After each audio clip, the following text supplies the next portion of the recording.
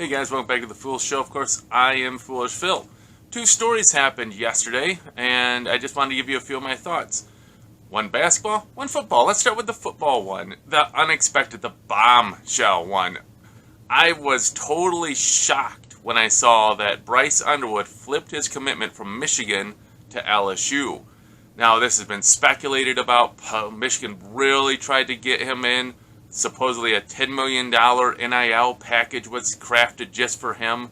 And who can blame the boosters? If they want to use their money to, buy players in modern college football, okay. Maybe they saw Davis Warren and Alex Orji and thought, boy, Michigan's really in a bad spot with quarterback right now, especially with Carter Smith decommitting. And, of course, that might be because Michigan went after Underwood.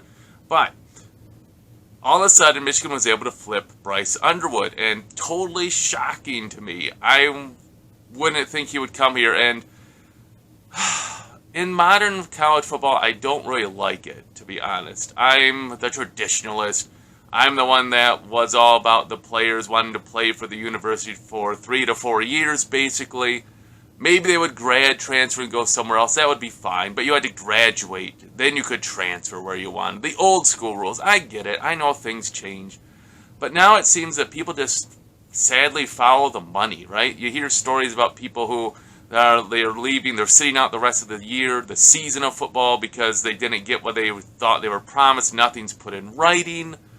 And it's the new college football. I don't like it as much. And, maybe an old fogey traditionalist here, but I liked it when players wanted to be at the school, not, well, I'll be here if you pay me. But it is what modern football is. So it just makes me worry in my mind. I don't want to get too excited about any recruit coming in. Bryce Underwood, the number one overall recruit in the country, and obviously the number one quarterback in the country, coming into Michigan, and you could see how important JJ was for Michigan's success. And, you can see how important it is when you see Davis Warren and Alex Orji trying to play quarterback. It's not great. So you need a good quarterback, an excellent quarterback, to win in modern college football. But I also know that in modern football, I shouldn't get too attached to people. All I have to do is look at a few situations, even in recent years. Just think of Dante Moore. Michigan went after him. He verbaled just like Underwood did to LSU. And then on signing day, Dante Moore flipped to UCLA. Why? I don't know. Was it a better NIL package? I don't know. He plays at UCLA for one season and then transfers to Oregon. So is that what is that what Bryce Underwood's doing? Is he just coming to Michigan, get his NIL package, then he'll flip out? I don't know. I hope not, but it could be true. Or another situation, another Michigan story here. A few years back, Michigan had 5-star cornerback Dax Hill, and he was all secured with Michigan, and then he flipped to Alabama in about the same time frame, like November or something like this, about the same time frame. And he stayed verbal to Alabama until on signing day he flipped back to Michigan. So, we'll see how it goes. In modern football, these guys aren't locked in, and I know that's much more fair to the players. I get it. I just wish, as the fan, you want people on your team that want to play for your team. That's what you want. I mean, I just don't know how long it's going to be before college football becomes like NFL football, where you have contracts and salary caps and all that kind of stuff. And that's just the way it's going. Is just when's it going to happen? Okay, so Bryce Underwood, for now, committed to Michigan. We'll see how it continues going forward. But cool to get a good quarterback. Hopefully he sticks, and hopefully he can be the next JJ or better. Anyways, the second story, less exciting. Michigan basketball took on Tarleton State out of Texas. And this was an interesting game. The first half was back and forth between who committed turnovers. So you would have Michigan got out to like a 6-0 run or something like that. Then Michigan started to turn the ball over, and Tarleton State got right back in it. Then Michigan got them to turn the ball over, got a lead. Then Michigan turned the ball over. They got back into it. In fact, Tarleton State led, I think it was 24-23 midway through the first half.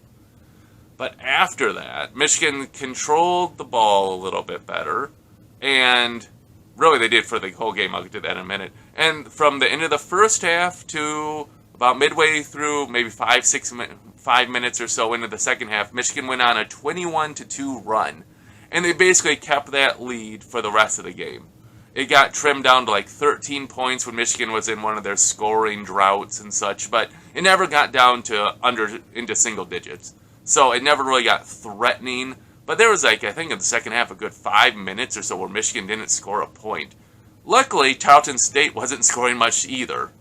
Now, Tarleton State plays super aggressive defense. In fact, their starting center, I think it was, picked up 3 fouls in the first 3 to 4 minutes, and he had to go to the bench. He wasn't pulled when he had 2 fouls. Because, well, their coach only plays about 7 people. In this game, he played 8, 5 minutes or more. Two of them played the complete 40 minutes of the game. They played super aggressive defense, but the announcers alluded to it. They did this against Florida State. They were in the game till about the last 10 minutes, and then they just got dog-tired and got blown out and lost by 20 points. Well, you kind of had the same thing here. Michigan took their turnovers and built a gigantic lead, and then they relied on their own defense, Michigan's defense, and held Tarleton State to under 50 points for the game. In fact, they gave up only 19 points in the second half. Another positive sign for Michigan there, they forced 3 10-second backcourt violations in this game. 3 of them. Another positive, Michigan only turned the ball over 11 times. That's outstanding, especially for how much Tarleton State was pressuring the ball. To only have 11 turnovers is really good. Those guys were swarming. I'm not saying every possession was a smooth one by any means, not at all. And it certainly didn't help that Michigan shot the ball terribly from three-point range. They were 6 of 22 from three-point range. So when they did have their shots, or maybe they'd be more of the desperation shot at the end of the shot clock, because Tarleton State was playing pretty good defense, they weren't hitting their shots very much. Only 6 three-pointers on the game. But positives, 11 turnovers, well under their 17.9 per game average, which was like number 348 in the country in turnovers per game. So let's just keep that. I'm going to call that the Mendoza line. 17 turnovers. Let's keep getting under 17 turnovers per game, and hopefully we can start getting that average down, and then get down to like 16 per game and 15 per game. Oh, a few other thoughts here. Assists, they were pretty good. 14 assists.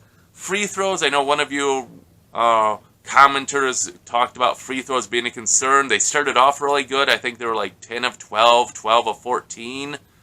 It didn't last. They ended up going 16 of 23, just about 70% again for the game. You know, in clutch games, this might really hurt them. You have 1-and-1s, they're missing the front ends. Seems like our centers, especially Vlad, is not a very good free throw shooter.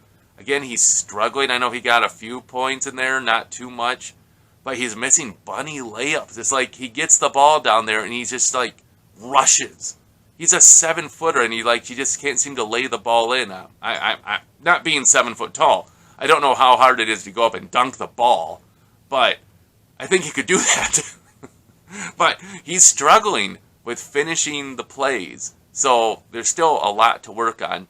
Michigan now has a few days off. They're going to go down, and I think it's the Bahamas Classic or something like that. They're going to play 2 quality opponents, and we'll see how they play against them. But at least 11 turnovers, and yeah, I think that's a big improvement. 14 assists, pretty good, even though you were missing a lot of your threes. I mean, if you hit like 4 or 5 more three-pointers, you're probably getting 4 to 5 more assists on the game. Because, you know, you're passing the ball pretty well, and there'd be an assist if you hit that shot. So, I still think they'd had good ball movement, not great. Tarleton State, give them credit. They've played really good defense. They just burned themselves out. I don't know why the coach does such aggressive defense. They get you in foul trouble. You don't have a very big bench. I don't know why they do that. That's just how they are. They dropped to 1-5, I think, on the season now. But that's all I got to say about that game. If you have any thoughts about either Bryce Underwood coming to Michigan or the Tarleton State game, put them in the comments below. I'll try to respond as I'm able to. Thanks so much for watching. Until I see you guys next time, as always, go blue.